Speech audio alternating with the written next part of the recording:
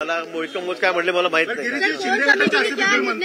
पद्धतीने उमेदवारी देण्यासाठी उशीर झालेला आहे, त्यामुळे कुठेतरी अशा पद्धतीचा पराभव झालेला वेगवेगळे नाही। आता त्याच्यावर कारण मीमांसा होईल, त्याच्यावर आम्ही विचारही करू काय झालं कोणकोणते मुद्दे होते त्या संदर्भात आजची बैठक होती, प्राथमिक बैठक होती। त्यानंतर आम्ही सविस्तर पुन्हा दिवसभरासाठी 2 दिवसासाठी बसू। गोडसे यांनी एक आरोप केलाय की भुजबळ यांनी काम नाही केलं नाशिक कोणी हेमंत नाही। आता मला त्या संदर्भामध्ये मी कुठे ऐकलं नाही किंवा माहिती नाही मला। थँक्यू।